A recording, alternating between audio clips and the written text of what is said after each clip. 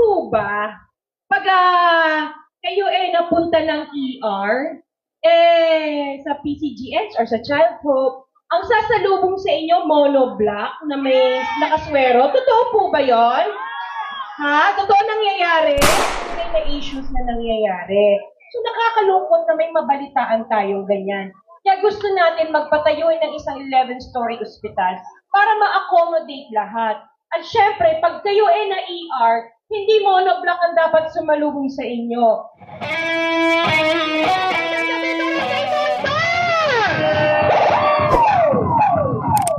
Parang ang hina sa likod.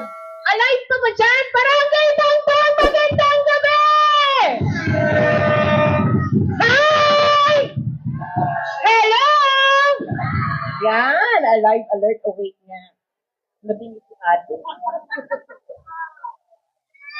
Anyway, magpapasalamat muna ako. Una-una kay Caprodel Samaniego, kay Kagawad Julius, Kagawad Michael, Kagawad Let, tsaka kay Kagawad Darwin. Siyempre, na-miss ko to mga to kasi wala na kaming medical mission. Star Apple Club, nandito ba? Yun. Tapos mga homeboy. Siyempre, isa pa, Gilas Bangbang. Yan. Ano to, Berna? Yun. Sibo Amisi. Oh, wala yun. Pumalakpak kayo. Ay, yung mga to. Tsaka Yoli's Tapsihan. Yan. May libreng tapsi ba? Yan. Good. Ang first time akong nakita, mga bata na lang eh. Yung si Kuya, kami na lang daw mag-uusap. Happy lang. Happy vibes, no? Para happy kayo, pag uwi nyo, maaalala nyo ang isang Ate Sara, tsaka Team Kayades. Siyempre, no? Barangay Bangbang, dito ako lumaki. Dito, naku, mahal na mahal ko ang Bangbang. Diyan ako dati, dito sa may, hindi ko na masabi eh. Baryo, ano? Hindi ko masabi. Hindi. Kasi dati Villareyes siya, di ba? So, nanay ko dyan lumaki sa looban. Tatay ko naman, taga-Iha Sinto. No? So, lehitimo akong taga-Bangbang. Madami kayong siguro nakakakilala sa daddy ko, kay Kapekto. No? Na madalas umiikot-ikot dito yan. Dati siyang kagawad noong 1970s.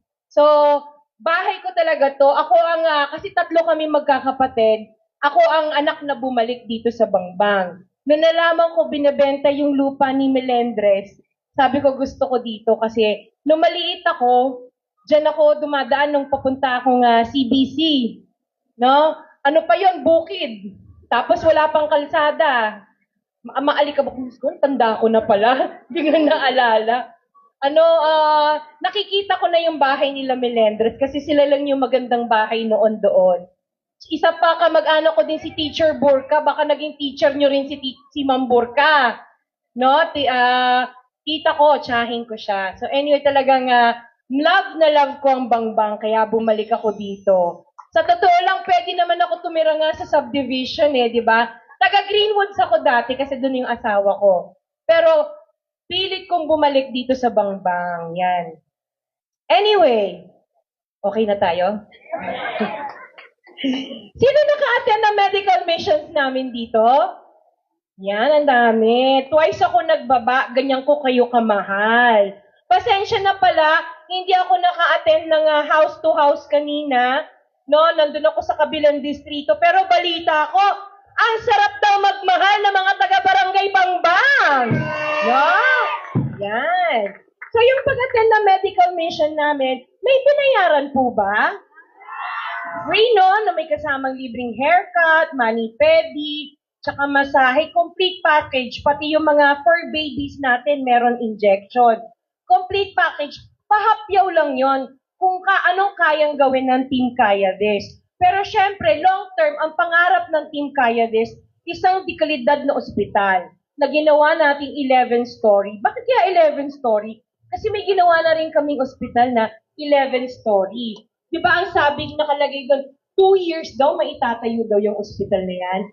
Kayang-kayang itayo yan in 2 years kasi may nagawa na kami. Kasi Kayades! No? Yan. Anong mangyayari dun sa dekalidad nating ospital? Kasi gusto ko malaman yung chismis. isa akong marites, no?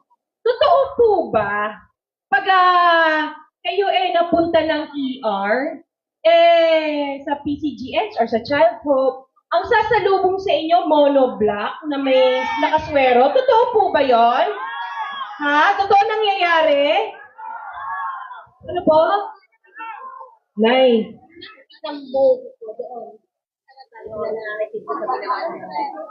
O, di ba? O, nagkwento pa si nanay na yun. O, nay, naka-vlog. No bashing! O, di ba? Yung katotohanan. Ito yung mga tunay na issues na nangyayari. So, nakakalungkot na may mabalitaan tayong ganyan. Kaya gusto natin magpatayo ng isang 11-story ospital para ma-accommodate lahat. At syempre, pag kayo na ER, hindi monoblock ang dapat sumalubong sa inyo.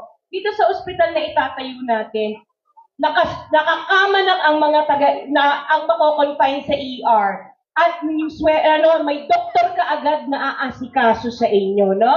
Hindi yung maghihintay pa kayo. Balita ko rin, no? Kailangan palagi kayo mag-fill up ng mga forms, tapos ang hirap hanapin yung record. No? Totoo ba? Nakita niyo naman, ang pangarap natin, isang smart city. Kasama yan, na digitization, na ang records nyo, nakalagay na sa computer, isang lang, lahat na, kung sino yung naging doktor nyo, kung ano yung naging sakit nyo, lahat nandun na, hindi na kailangan hanapin.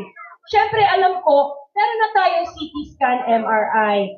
Pero, ang hirap magpa-schedule, magpa-CT scan at MRI kasi ang dami pumupunta sa office at nagsasabi, pwedeng pandagdag ng MRI, pang CT scan, pang laboratory.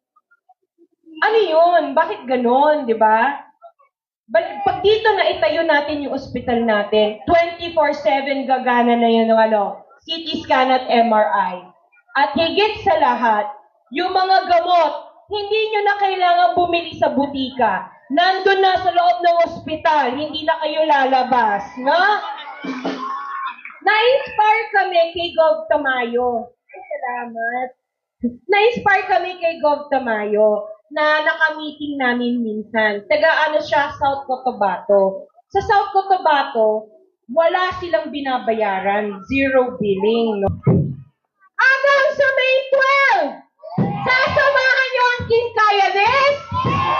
Maraming salamat po, Barangay Bangbang. Good evening po sa inyong lahat.